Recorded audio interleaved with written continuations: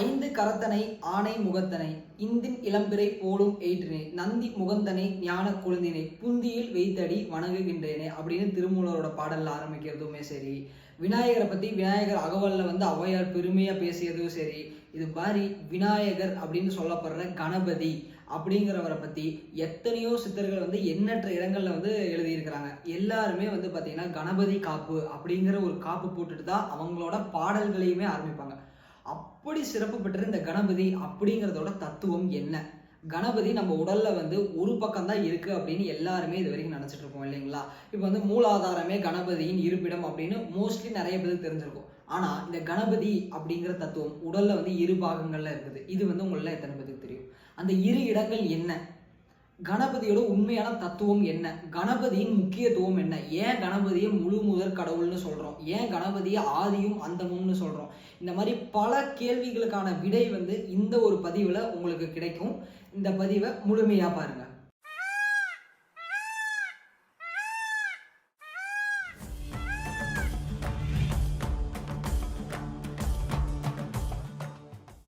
முதல்ல பாத்தீங்கன்னா கணபதி அப்படின்னா என்னன்னு நம்ம முதல்ல தெரிஞ்சுக்கணும். அப்பதான் இதுக்கான விளக்கம் என்ன அப்படிங்கிறது நம்ம புரிஞ்சுக்க முடியும். கணபதி அப்படிங்கிற இந்த பெயரை புராணங்கள்ல கடவுளராகவும் தெய்வமாகவும் ஒரு பக்கம் யூஸ் பண்ணுவாங்க. சித்தர்களோட பாடலுக்குள்ள நீங்க பாத்தீங்க அப்படின்னா அவரை கணபதி அப்படின்னு ஒரு சித்தர் இருந்தாரு, சித்தரோட பேரே கணபதி அப்படின்னு அவங்க ஒரு பக்கம் யூஸ் பண்ணுவாங்க. இன்னும் சில இடங்கள்ல உடல் கூறுகளை பத்தியும் சக்கரங்களை பத்தியும் பேசும்போது கணபதி அப்படிங்கிறத ஒரு தத்துவமா இருக்குன்னு நமக்கு சொல்லுவாங்க. அதே மாதிரி வள்ளலாரும் பாத்தீங்கன்னா கணபதி அப்படிங்கிறது உடலிலே ஒரு தத்துவம் அப்படின்னு சொல்லி முடிப்பாரு. சோ இந்த கணபதி அப்படிங்கிற இந்த பெயருக்கு நமக்கு என்ன இருக்குன்னு பாத்தீங்கன்னா ஒவ்வொரு விதமான அர்த்தங்களும் பொருட்களும் இந்த கணபதி அப்படிங்கிறதுக்கு இருக்கு. இதுல பாத்தீங்கன்னா முதல்ல நம்ம இந்த கணபதி அப்படிங்கிற பெயரை நம்ம சக்கரங்களுக்குள்ள என்ன அர்த்தம் அப்படிங்கறது பாத்திரலாம். இந்த கணபதி அப்படிங்கிற இந்த பெயரை நம்ம இரு வகையா நம்ம பிரிக்கிறோம். கணம் கூட்டல் பதி.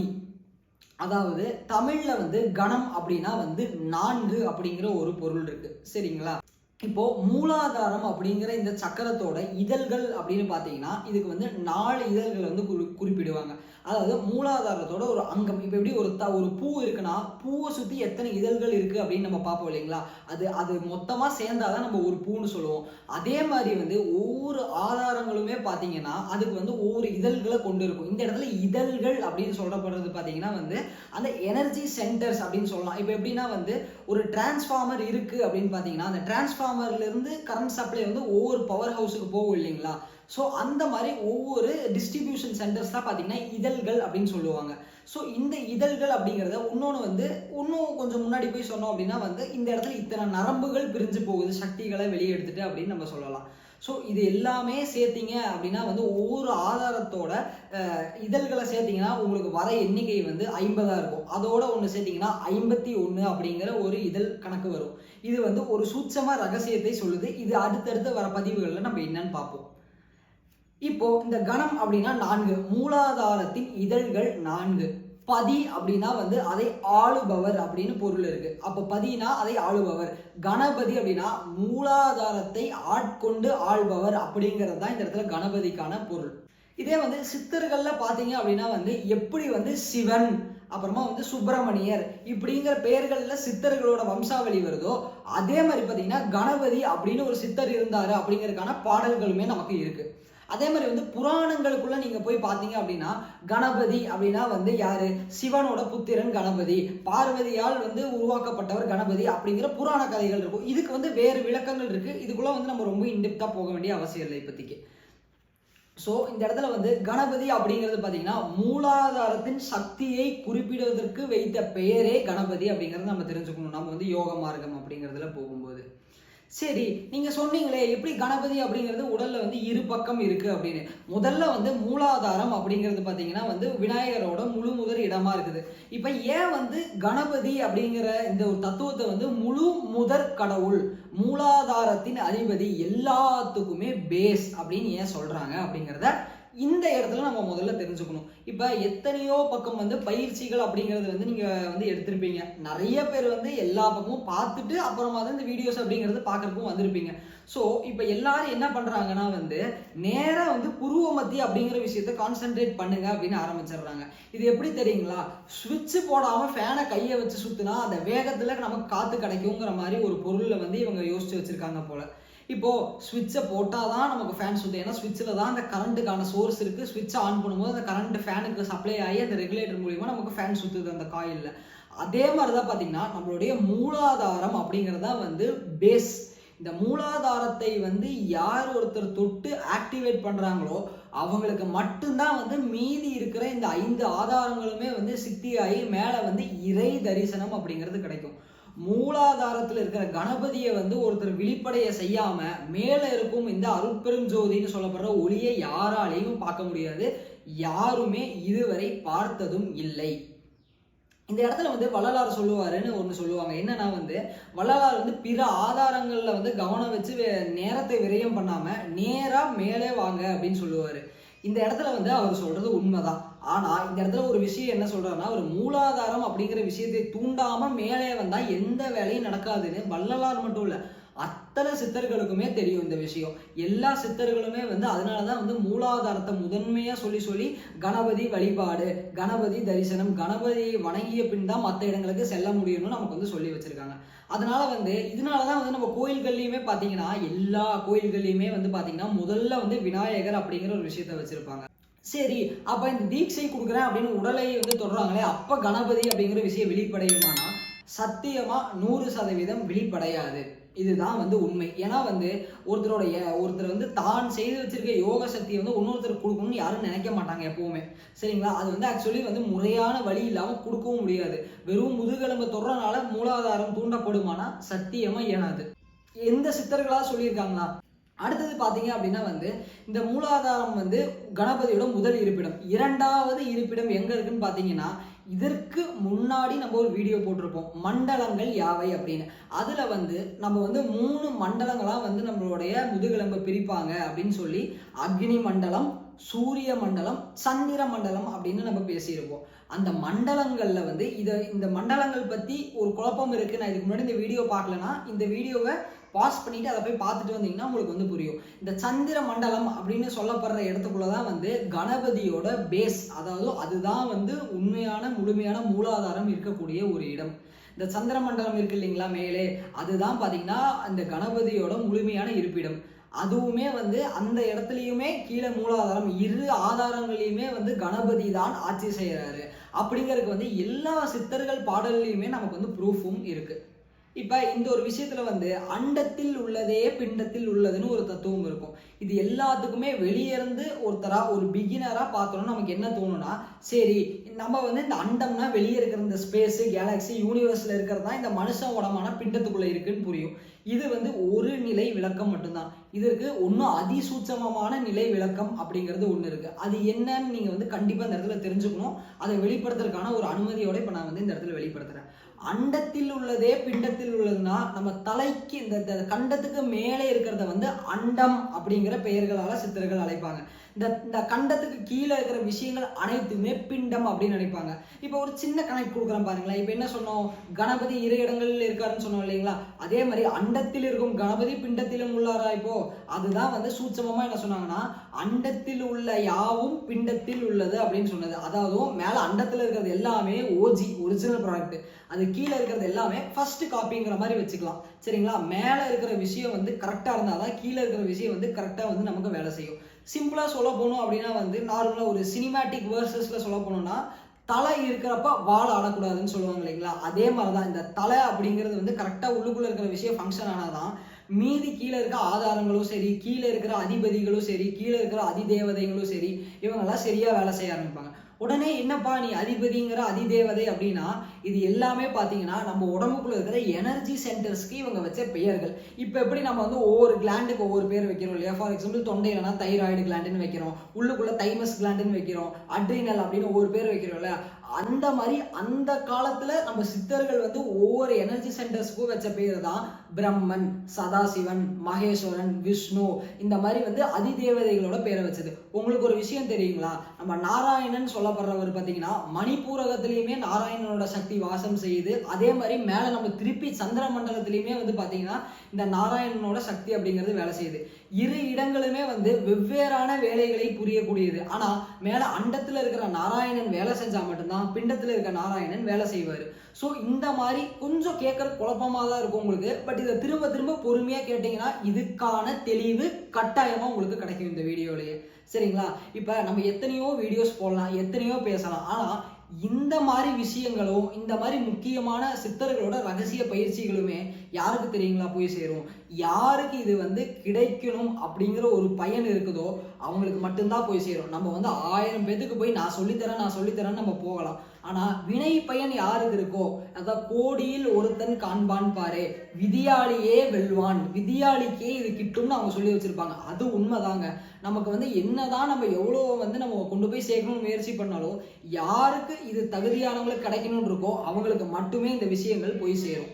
அப்படி போன்ற ஒரு வீடியோ தான் பார்த்தீங்கன்னா இப்போ நம்ம பேசிட்டு இருக்கிற இந்த கணபதியோட வீடியோவுமே. ஸோ அதனால வந்து எப்பவுமே வந்து குழப்பமாயிடாதீங்க. வெறும் மூலாதாரத்தில் மட்டும்தான் கணபதி இருக்காரா, மேலே இல்லையான்னு. கீழேயும் இருக்கார், மேலேயும் இருக்கார். கீழே இருக்கிறவர் வந்து பார்த்தீங்கன்னா ஒரு லெவல், மேலே இருக்கிறவர் பார்த்தீங்கன்னா ப்ரோ லெவல் அப்படின்னு நம்ம சொல்லலாம். மேலே இருக்கும் கணபதி தான் வந்து கீழேயும் இறங்கி வந்து மூலாதாரத்தில் வந்து வாசம் செய்கிறாருங்கிறத இந்த இடத்துல நம்ம தெரிஞ்சுக்கணும். இதுக்கு அடுத்தது வந்து நம்ம பார்க்க போகிறது என்ன அப்படின்னு பார்த்தீங்கன்னா, சித்தர் பாடல்களில் வந்து ஏன் மூலாதாரத்தை இப்படி குறிப்பிடுறாங்க? மூலாதாரம் ஏன்னா அந்த பேர்லேயே இருக்கலையே மூல ஆதாரம். எல்லா ஆதாரங்களுக்கும் மூலமாக இருக்கிறது பார்த்தீங்கன்னா இந்த மூலாதாரம். இதை தூண்டாம ஒருத்தர் வந்து எத்தனை வருஷம் வேணாலும் யோகம் செய்யட்டுமே, 5 வருஷம் செய்கிறேன், 10 வருஷம் செய்கிறேன், நான் பூர்வ மத்தியிலேயே உட்காந்துருக்கிறேன், பூர்வ மத்தி தியானம் பண்ணுறேன், யோகம் பண்ணுறேன், 1% கூட அது அடுத்த படிக்கு நகர்றதுக்கு வாய்ப்பே கிடையாது இந்த இடத்துல. ஏன்னா மூலாதாரத்தை தூண்டாதவன் வந்து என்ன பண்ணாலும் அது வந்து ஒர்க் அவுட் ஆகாதுங்கிறது தெரிஞ்சுருங்க. சரிங்களா? இப்போ இதுக்குமே வந்து ஒரு அதிசூட்சமான ரகசியம் இருக்கும். அதெல்லாம் வந்து நம்மளை வெளிப்படுத்தணும்னு நமக்கு உத்தரவு வரும்போது பின்வரும் பதிவுகளில் வந்து நம்ம பார்க்கலாம். அதே மாதிரி வந்து பார்த்தீங்கன்னா எந்த சித்தர்களாவதும் வந்து நான் வந்து உங்களுக்கு வந்து தீட்சை தரேன், உங்களை தொட்டு தரேன் வாங்கன்னு சொல்கிறாங்களா? நீ பயிற்சி பண்ணு, நான் உனக்கான வழியை சொல்லிட்டேன், நீ உனக்குள்ள பண்ணாதான் உனக்கு வரும்னு தான் சொல்லுவாங்களே தவிர வா நான் தரேன்னு சொல்ல மாட்டாங்க.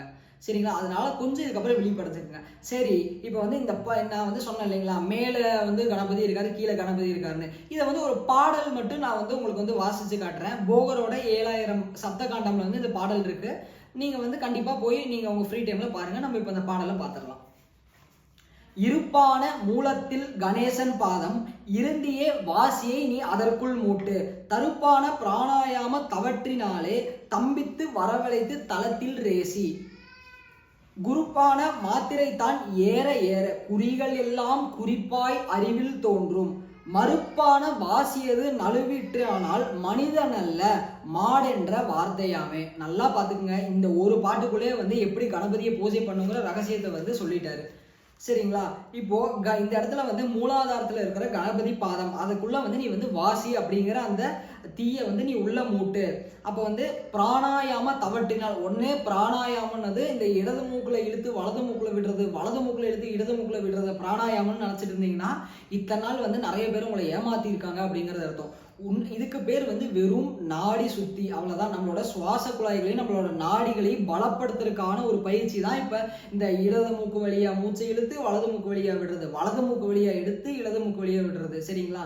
இதுக்கும் வாசியோகத்துக்கும் சம்பந்தம் கிடையாது. இதை வந்து தெளிவா இந்த இடத்துல எல்லாரும் புரிஞ்சுக்கோங்க. ஏன்னா வந்து எல்லாரும் என்ன பண்றாங்கன்னா வந்து நான் வந்து 10,000 வாங்குறேன், 15,000 வாங்குறேன்னு இடது மூக்கு வழியா இடுங்க, வலது மூக்கு வழியா விடுங்க, வலது மூக்கு வழியா இடது மூக்கு வழியா இப்படியே பண்ணுங்க, உங்களுக்கு வாசி ஓடுங்கிறாங்க. கடைசி வரைக்கும் வாசி ஓடாதுங்க. மூக்குல இருக்கிற அடைப்பு வேணா கிளீன் ஆகும் உங்களுக்கு. ஏன்னா இவங்க சொல்ற பிராணாயாமம் அப்படிங்கிறது பாத்தீங்கன்னா இது கம்ப்ளீட்டா வேற விதமா போய் வேலை செய்யக்கூடியது நம்ம உடம்புல. இதுக்கும் நம்ம மூக்குக்கும் எந்த சம்பந்தமும் இல்லை. இந்த இடத்துல புரிஞ்சுக்கோங்க. அதே மாதிரி இந்த இடத்துல அவர் என்ன சொல்றாருன்னா, தம்பித்து வரவழைத்து தளத்தில் ரேசி.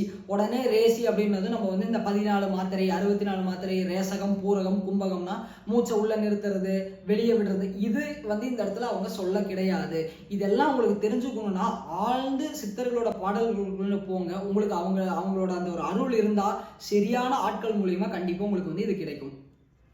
அடுத்தது பாத்தீங்கன்னா வந்து என்ன சொல்றாங்கன்னா வந்து இந்த இந்த இந்த மாதிரி விஷயத்த வந்து அந்த வாசி யோகம் அப்படிங்கிற இந்த சூட்சமத்தை வந்து கரெக்டாக அந்த இடத்துல பண்ண நமக்கு என்ன ஆகும் அப்படின்னா வந்து அந்த உள்ளுக்குள்ள வந்து இதுக்கான விஷயங்கள் எல்லாம் நம்ம அறிவில் தோன்றும். எப்படின்னா வந்து இப்போ எப்படி ஒரு சுவிட்சை நம்ம அங்கே போட்டால் ஃபேன் இங்கே நமக்கு சீலிங்ல சுத்துது இல்லையா, நீங்கள் மூலாதாரத்தில் கரெக்டாக அந்த இடத்துல வந்து நீங்கள் வேலை செய்ய ஆரம்பிச்சிங்கன்னா மேலே உங்களுக்கு ஸ்பார்க் தெரியும். இது வந்து நம்ம பயிற்சி வகுப்புகளில் இருக்கவங்க எல்லாத்துக்குமே தெளிவாக தெரியும் இந்த எப்படி வந்து நடக்கும் அப்படிங்கிறது. இப்போ பார்த்துட்டு இருக்க நம்ம ஸ்டூடெண்ட்ஸ் எல்லாத்துக்குமே வந்து தெரிஞ்சிருக்கும் எப்படி வந்து நம்ம கீழே வந்து நம்ம பயிற்சிகளில் கீழே ஒரு விதமாக பண்ணும்போது எப்படி நமக்கு மேலே வந்து சில விஷயங்கள் ஏற்படுது, சில விழிப்புகள் ஏற்படுது, சில ஒலிகள் நமக்கு தெரியுது, சில சப்தங்கள் நமக்கு எப்படி கேட்குது, இந்த தசநாதங்கள், இந்த விஷயங்கள்லாம் எதனால உருவாகுதுன்னு இப்போ வந்து உங்களுக்கு புரிஞ்சிருக்கும். சரிங்களா? ஸோ இந்த மாதிரி விஷயங்கள் செய்யும்போது மனசு நழுவிருச்சு அப்படின்னா, அதாவது இந்த மனம் நழுவுறது அப்படிங்கிறது என்ன சொல்லுவாங்கன்னா வந்து இப்போ தன்னிலை மறந்து சிலர் யோகத்துக்குள்ளே போகிறோம் அப்படிங்கிற மாதிரி சொல்லுவாங்க. தன்னிலை மறந்து எவன் யோகத்துக்குள்ள போறானோ அது வந்து சரியான முறையான யோகமே கிடையாது. நான் சொல்லல, போகர் இந்த இடத்துல சொல்றாரு. திருப்பி அந்த வாசகத்தை படிக்கிறேன் பாருங்களேன். மறுப்பான வாசியது நழுவிற்றானால் மனிதன் அல்ல மாடென்ற வார்த்தையாமே. அந்த காலத்தோட உயர்ந்த கெட்ட வார்த்தையான மாடு அப்படின்னு அவர் திட்டுறாரு. மாடு எப்படி எதுவுமே பண்ணாம அப்படியே நிற்கும். உடனே வந்து நம்ம மாடை தப்பா சொல்றோமான்னு கிடையாது. இந்த காலகட்டத்தில் நம்ம எப்படி நாயே அந்த மாதிரி வேர்ட்ஸை யூஸ் பண்ணி திட்டுறோமோ, அந்த காலத்துல வந்து இவங்க திட்டக்கூடியது வந்து மனுஷா நீ வந்து உனக்கு வாசி நழுவிடுச்சா, நீ மனுஷனே இல்லை, நீ மாடுடா அப்படின்னு சொல்லிடுறாரு. ஸோ இப்போ எத்தனை பேர் வந்து நம்ம எல்லாரும் மாடா இருக்கோம் போகரை பொறுத்த வரைக்கும் அப்படிங்கிறது நீங்க யோசிச்சுக்கோங்க இந்த இடத்துல. அடுத்து இதுலயே வந்து இன்னொரு பாட்டு நான் படிக்கிறேன். இப்ப மேல வந்து சொல்லுவார் பாருங்க. சேரவே சகத்திரம் உண்டாக பூவை சேர்ந்து தேறி சந்திர மண்டலத்துக்குள் புக்கு அங்கு ஆரவே அரி என்ற மனதினால் கொய்த யானை முகன் வல்லவன் குண்டலி அதாகும். இப்ப கீழே இருக்கிற விஷயத்துக்கு பேரும் குண்டலினி தான், மேல இருக்கிற விஷயத்துக்கு பேரும் குண்டலினி தான். சிம்பிளா சொல்லணும்னா இதை வந்து நம்மளோட ஒரு கன்வீனியன்ஸ்க்காக கீழே இருக்கிறத கீழ் மூலாதாரமும் மேல சந்திர மண்டலத்துக்குள்ள இருக்கிறத மேல் மூலாதாரம்னு நம்ம வந்து சொல்லிக்கலாம் இந்த இடத்துல. சரிங்களா? தூரவே பத்தில் வைத்து அர்ச்சித்து தூபம் பல தீபம் பனி மாறி விவேகத்தால் தூரவே சோமப்பால் உகந்து அழித்து துசம் நாட்டி மூலத்தில் குதிரை முனைக்கட்டே அப்படின்னு சொல்றாரு. இந்த இடத்துல வந்து நம்ம திருப்பி இந்த ஒரு இடத்த படிக்கிறேன் பாருங்களேன். இப்ப தூரவே பத்ததில் அர்ச்சித்து தூபம் பல தீபம் காட்டி அப்படிங்கிறாரு. இந்த இடத்துல காட்டி பனிமாறி விவேகத்தால் அப்படின்னு ஒரு வார்த்தையை வந்து உள்ள சொல்றாரு. இப்போ உடனே வந்து தூப தீபம் காட்டினா நம்ம என்ன நினைச்சுப்போம், ஓஹோ சரி நம்ம வந்து விநாயகரோட போட்டோ வைக்கிறோம், அதுக்கு வந்து ஒரு அர்ச்சனை பண்றோம், தூப தீபம் காட்டுறோம் அப்படின்னு நினைச்சுக்கிறோம். ஆனா அது பண்ணா வேலை நடக்குமா? நம்ம எல்லாரும் விநாயகர் சதுர்த்திக்கு என்ன பண்ணுவோம், கொழுக்கட்டை செஞ்சு வைப்போம், சுண்டல் செஞ்சு வைப்போம். இது சொல்லும் போதே வந்து நம்ம மைண்ட் அங்கே போகும். சரிங்களா? என்ன பண்ணுவோம், பூஜை பண்ணுவோம், எப்படா கொடுப்பாங்க சாப்பிடலான்னு இருப்போம். ஆனா இதுக்கு பேர் பூஜையான கிடையாது, விவேகத்தால் பண்ணே. அதாவது நம்ம அறிவை வைத்து, அதாவது வாசியோகம் அப்படிங்கிற விஷயத்தை இந்த இடத்துல பண்ணுன்னு மறைமுகமா இலைமறைக்காயா நமக்கு வந்து போகர் இந்த இடத்துல வந்து நமக்கு சொல்லிட்டு போயிருக்கிறாரு.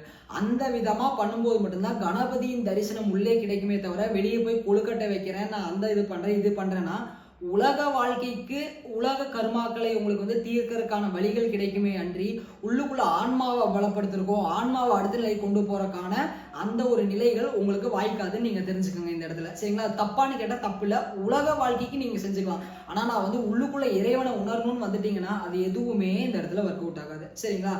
ஸோ அதனால சந்திர மண்டலத்துக்குள் வந்து இருப்பதே வந்து இன்னொரு கணபதி, அதுதான் மெயினான கணபதி இந்த இடத்துல வந்து போகர் சொல்லி முடிக்கிறாரு. ஸோ இந்த மாதிரி வந்து நம்ம ஒவ்வொரு பாடல்களுமே படிக்க உள்ளுக்குள்ள வந்து நம்ம முறையான பயிற்சிகளை செஞ்சு உள்ள போகும்போது மட்டும்தான் இதுக்கான ரகசியங்கள் நமக்கு விளங்குமே தவிர வேற ஏதோ ஒன்று வந்து யாரோ ஒருத்தர் வந்து வீடியோ போடுறாரு அவரே போய் குருவே அதனால எந்த பயனும் நமக்கு வாய்க்காது. சரிங்களா? இதை இந்த இடத்துல விழிப்புணர்வா புரிஞ்சுக்கோங்க.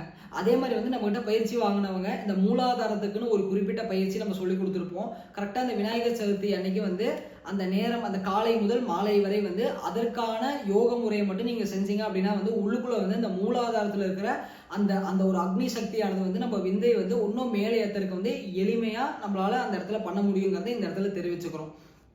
நன்றி. அடுத்த ஒரு சிறப்பான பதிவுல வந்து நம்ம சந்திப்போம்.